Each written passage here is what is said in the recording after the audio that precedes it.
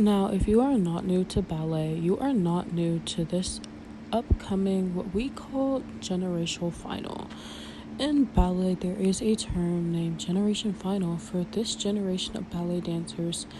So basically, if you don't know what I mean, this generation of ballet dancers are so good, they're called generation final because there's going to be no technique done by any generation that can beat the limit and stamina of what dancers in this generation have completed. So it's called generation final for that specific reason, given the fact that no other generation will beat this generation of dancers.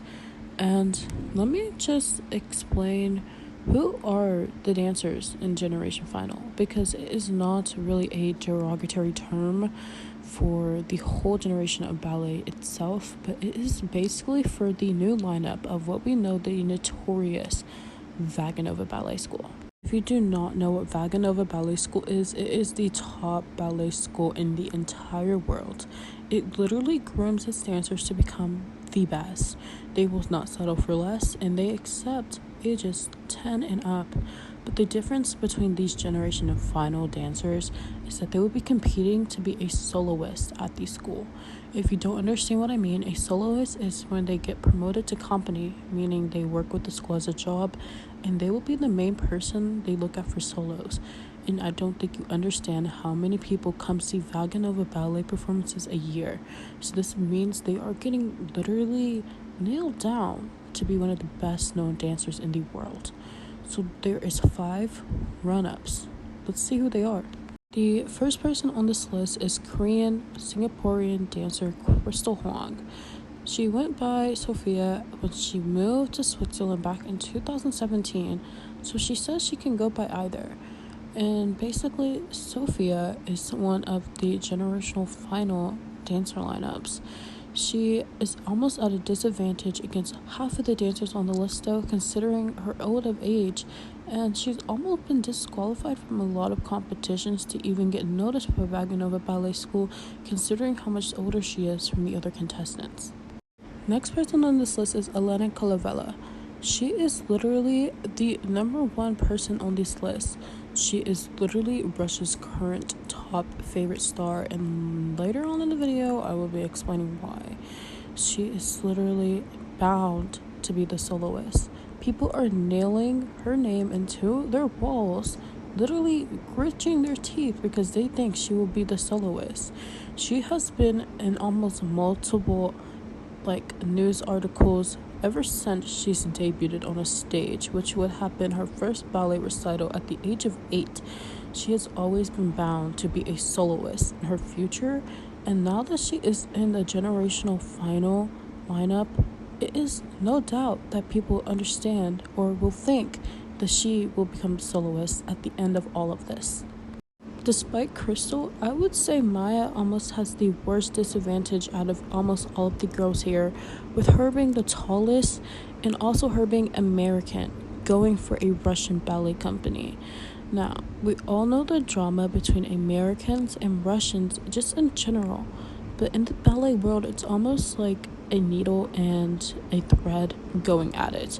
You can never understand if the needle will fall through the thread or if the thread is too tiny for the needle. All we know is Maya is just not a fan favorite, and people aren't even giving any kind of attention to her because it's almost guaranteed she will not make it. So right now we are looking at the generational final. All of these girls will be talked about throughout this video, and there's going to be a few plot twists in here involving the whole soloist allegations coming up to eating disorders, abuse, doping, drugs. There is a lot of stuff to unravel here before we even talk about these girls' careers and success.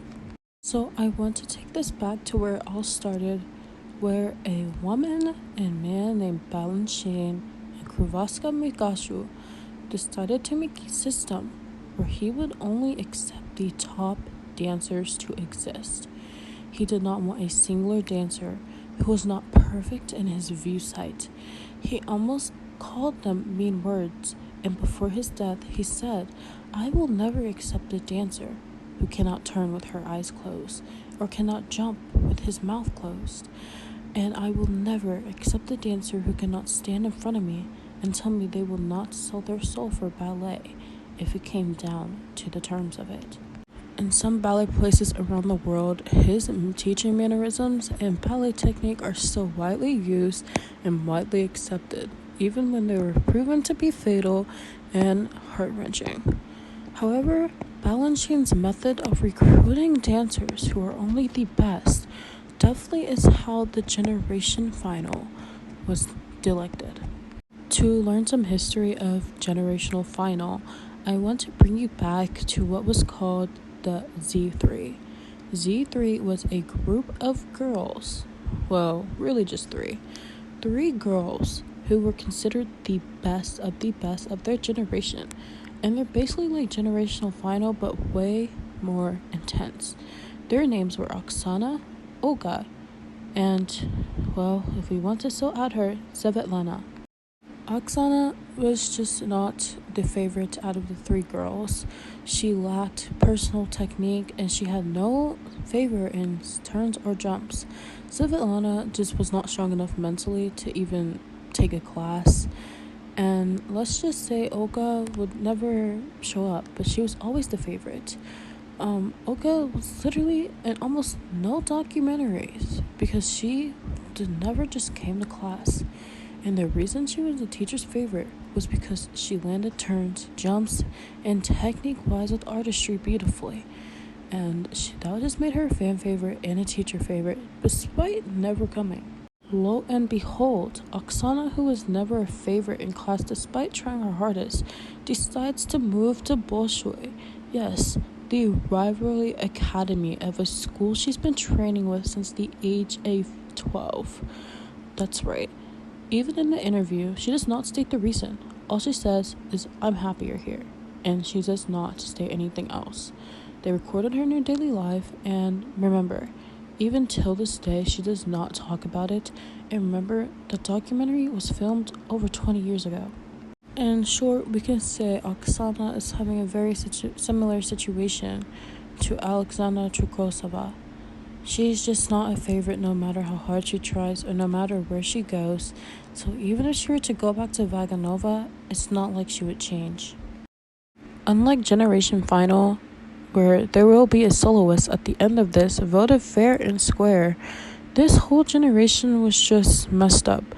There was always allegations, drug abuses, just child abuses, even caught in this documentary. This girl gets pushed down by Olga's teacher, who is holding a masterclass for girls, and it's just pushing girls for getting a simple skill wrong. I can't believe that this was just accepted back then.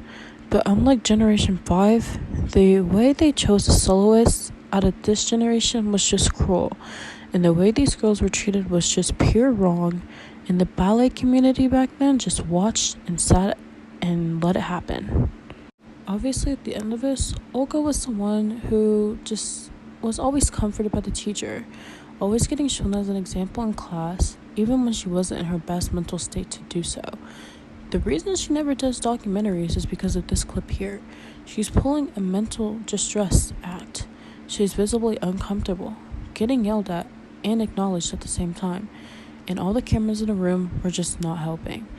Olga later reveals that she went through more abuse than some of the other girls, as being the favorite was not always a good thing, and she would be constantly watched and monitored for her every move, just so her career in the future they were betting on can go smoothly. But even despite all of this, her old co-star, Oksana, posted the nastiest thing on Twitter after Olga basically just exposed the abuse she went through. She posted the weirdest thing, and it just came from out of the blue, and it shook the whole ballet world up, because it was like, why is this happening? Oksana posted a picture with Olga's husband that they had from a padida from years ago. Remember, Olga had experienced abuse during her childhood, and she opened up about it 10 years later. And this padida Oksana posted was from like 2 years prior.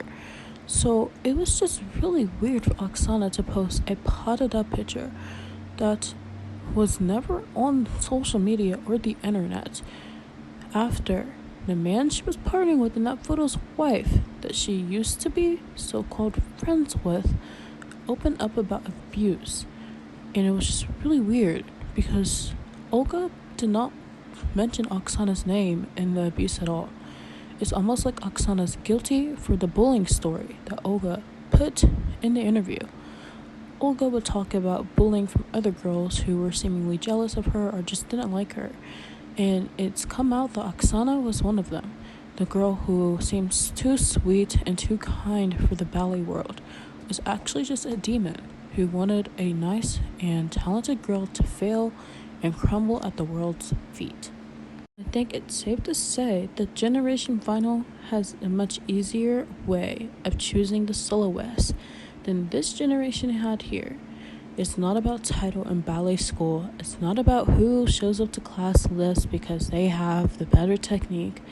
Generation Final is being voted fair and square, and it would not have started if these girls did not go through the abuse they had to put up with for their entire childhood.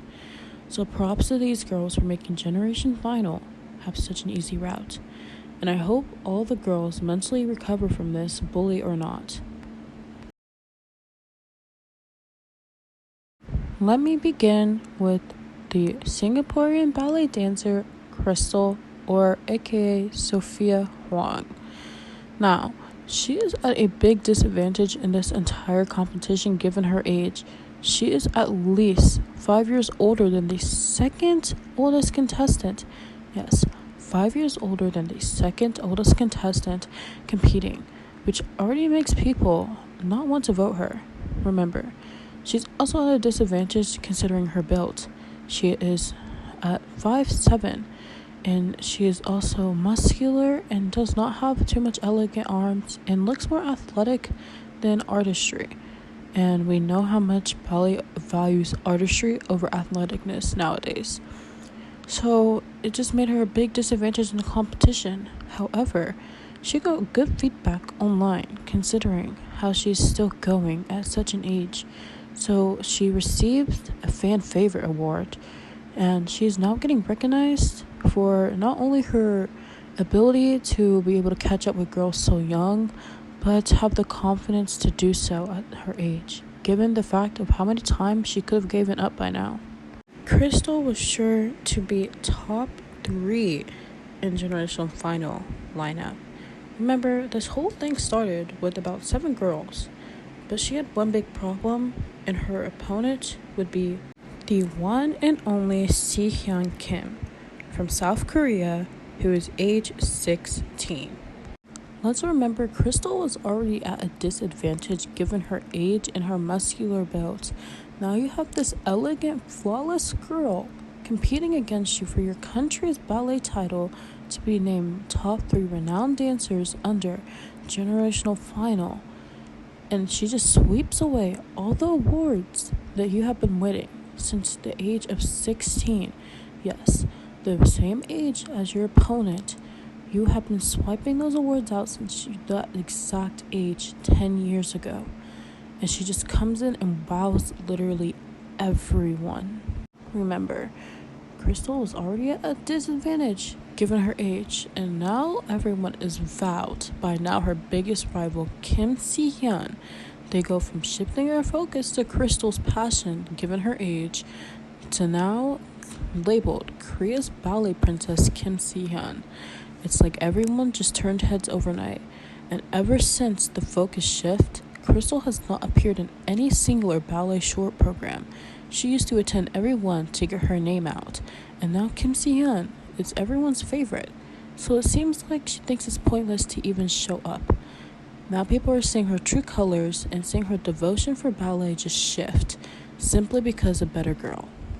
Now the reason I do not include Kim Si-hyun in the beginning of the video to be the final generation to get this big contract and money award is because she doesn't care anymore. Kim Si-hyun did one more ballet short program, and it was at the Paris de la Gala, and she made a public statement to on Instagram the next day that she will be retiring from the ballet world. She states Paris de Gala was her number one goal to perform on, and now that she's did that, she doesn't see a reason to keep going. So everyone shifts their focus back to Crystal. Only thanks because this girl wanted to quit. There is no telling if she could have even got becoming a soloist, giving Crystal not quit. We have no telling. This girl was just a short-come miracle. Her physique was perfect, her artistry, charisma, and technique was everything they were looking for. But unfortunately, her passion was only a hobby, and the other girl's passion is considered a career. Another generation final girl was Maria Koreva. She was 19 years old, and she was gonna be set to win over Elena. When I started the video, I told you Elena was the current set to win person. Literally everyone is gritting their teeth and nailing nails into their wall, saying Elena is going to win. I am betting $1 billion on it. But Maria was the Elena before Elena became Elena herself, because Maria had everything they were looking for. Even in class videos, people were stunned to see the difference Maria had over all of her other peers, and she was set to win. Videos of Maria spread online so fast when she was set to leave the generation final lineup. She is in the middle, and it is so easy to tell that she is so much more technique-wise better than her peers. It is crazy to think she is 19 years old with this much technique. She literally shocked, everyone. This video is on YouTube with 3 million views, and there's a lot of people who don't even do ballet who have seen it, especially in Europe. Now at the Bolshoi Ballet, the top student of the year is to stand under the portrait during bar exams, or in the middle during class exams if they are the favorite or the top of the class. And people notice in almost every video Maria appears in that are posted online, she is always in the middle. And that just goes to show that even her teachers recognized she was a good dancer. Unfortunately, Maria will not comment on the reason why she decided to leave the generation final lineup. Some people say that the competition was just too easy for her and she can swipe it out anytime and just simply apply to Vaganova and get it. People are also speculating that she's had a back injury since she was a kid that she openly talks about, saying she trained so hard for the competition the back injury just got too much. Therefore, she was forced to withdraw, which is probably the theory that makes more sense since in one of her competition dances that are now deleted from the internet, she can be seen holding her back when walking off stage. So, I have to say, I go with the injury theory. Let's take a look at basically the Oksana of Generation Final. The girl no one pays attention to, Maya Shobwin. She's from the United States, and with that, she has the least advantage in this whole competition. The Russians of ballet don't like Americans and think their technique is sloppy, but Maya was good enough to even land herself in the lineup for Generation Final. People saw her short program and were wowed, but unfortunately, even with how amazing she is, people still don't think she has what it takes. However, videos online have circulated that when she was young, she actually went to go visit the queen of Russian ballet, Renata.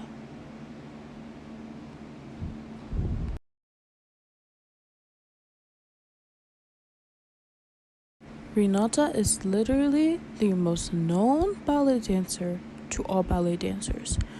She is so popular. She met Putin. Yes, Putin. She was renowned for her beautiful looks and her amazing technique that even till this day, no amount of training can make you copy. It's like if she took the definition of ballet and syringed it into her body. She made no mistakes. She's never, even from her small age, lost a ballet competition. And therefore, she became such a known name that she did not retire until the age of 35, which is very late for ballet dancers to retire from. And with that, It just shows you how much stamina and how much athleticism she built up to even withstand that long into her career, even after 2 children. Renata is such a beautiful dancer, and she's so highly respected in Russia. She had a whole ballet performance dedicated to her and received a retirement ceremony. No ballet dancer under a national association has gotten a retirement ceremony at all. So it was just a big shock for everyone to see it happen for the first time, but it was understandable since it was Renata. And despite Generation Final, Maya meeting Renata when she was younger, it still didn't add much impression to anyone watching this whole fiasco, saying, "You should have learned a thing or two when you met her." But all Maya did was have a quick conversation with her. But people are still shocked that young Maya met her when she's been fading into the background this whole time, and the news just randomly decided to pop back up. Now, we are now in the voting time of Generation Final, and Elena has everyone's votes per usual, and the thing was going smoothly to a big scandal involving Sophia Huang. At this point into the final lineup, Sophia was already securing herself a spot. She had the favoritism of the fans, and she was technically rhythmically always right in her short programs, at least when she came back after the Kim Si-hyun situation. But that would all change when a screenshot comes circulating the internet that would leave the ballet community in shock. Screenshots online would circulate a conversation between Sophia Huang and her ex-boyfriend, whose name we do not know. And these are screenshots of her vividly cussing him out for not sending her 200 million won. For no reason. She just wanted 200 million won and she cussed him out. And the cussing out was very disrespectful. She called him a worthless piece of and then started to make fun of his family for no reason. And when I tell you the ballet community got onto her so quick, there was articles written in Russia dedicated to this scandal. People around the ballet community were just simply shocked someone as sweet looking as her would do this. Comments made under her posts are so nasty and degrading of her till this day, even though this allegation was all the way back in October. Yes, she is getting hate comments till this day for a scandal. And let's not forget, Russian news press still actively write articles on this. It's one of the biggest scandals in ballet history. It's like she deceived everyone with a pretty face and artistry into believing that she was like the sweetest person in the world.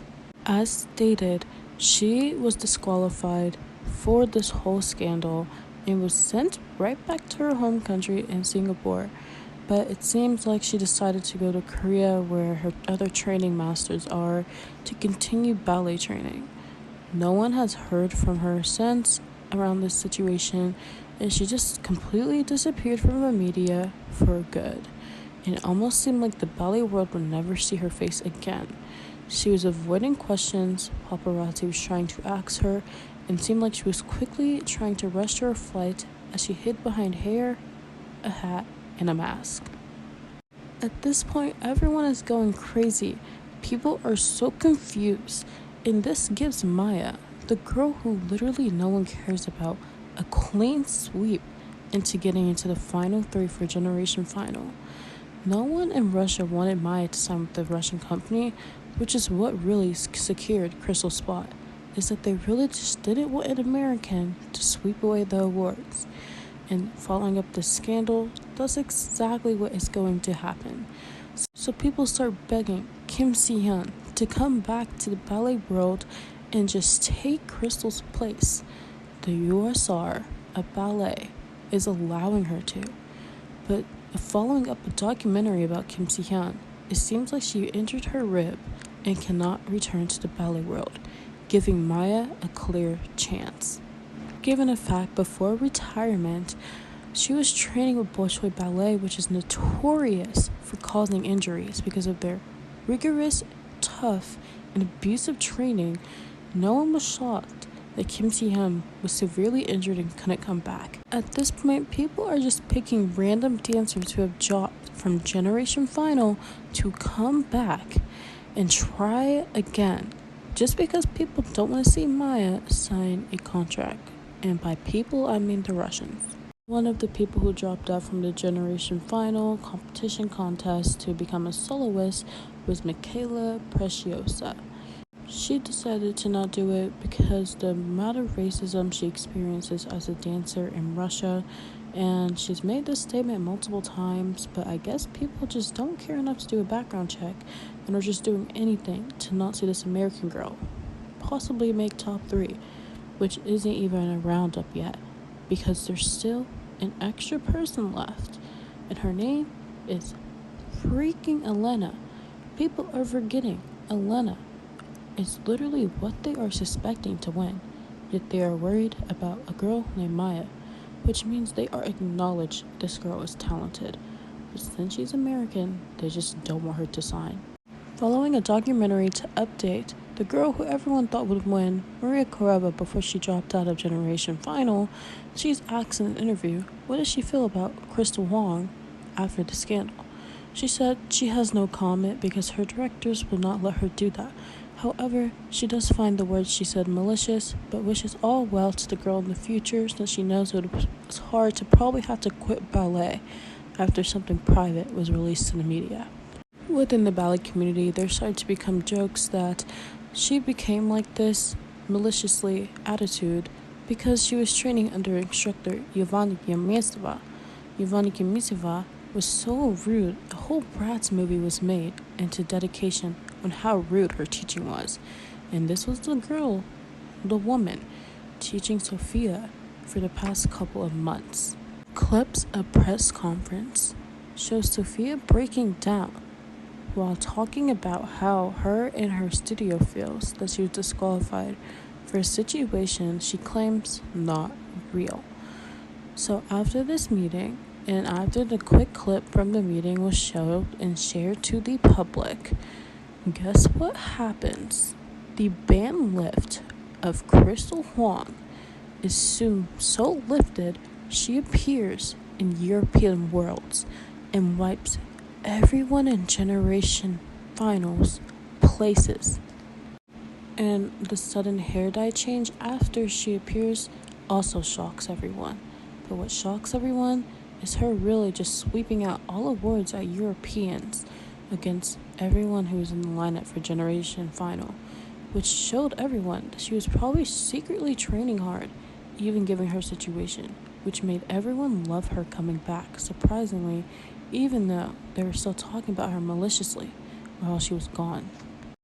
Given the fact that she went to go train with a certain company, whose name I will not name for privacy reasons, she coming back being fully skilled again is not too shocking.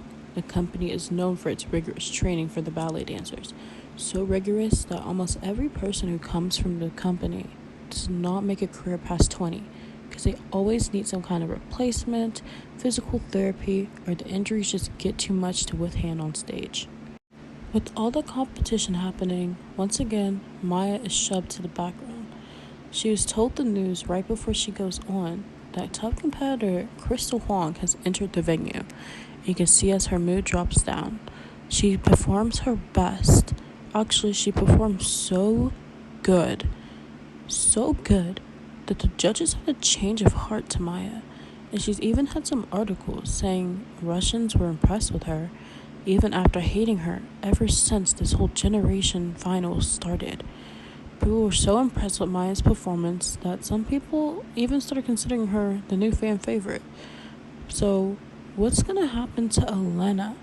Elena, I haven't mentioned half the video for a very good reason. With the pressure of Maya raising to the top and Crystal Huang coming back, Elena just slips to the background herself. She wasn't making any new improvements, no new skills, no public appearances. People just seemed to forget about their star girl. And with all the pressure, Elena released a statement on Instagram saying she would be dropping from Generation Final and she would be finding peace outside of ballet. Meaning, she wants nothing to do with ballet anymore. And Europeans was her very last seen performance, even till date of me making this video, and she dropped out mid-March. It's safe to say Elena had too much pressure going on for her, people expecting her to win, just throw her to the side when people come back, meaning, who is Generation Final now? Unfortunately, there is no telling where Generation Final will go. All these athletes getting injured, all these girls dropping from the competition because public media is forgetting they are a child and not a piece of entertainment, is dragging girls across the line. Coaches forgetting that they are training human beings and not objects. Making girls have to drop out from a sport they love because of severe injuries you shouldn't be dealing with until you're like 60. Unfortunately, Generation Final went from hopeful groups of girls from the past couple of years to just teenagers with leftover dreams. Unfortunately, there is no clue where Generation Final will go. We don't know who will be returning, and we don't know who will be leaving before 2026 options are picked. And we may even get some new faces, but that is what Generation Final is. If you would like a down to detailed presentation of me explaining the lives of Generation Final girls, how some of them got injured, how some of them left, and why some of them are going through the things they are now, I will let you know next ballet history class. I hope you enjoy this, Director Shmakova.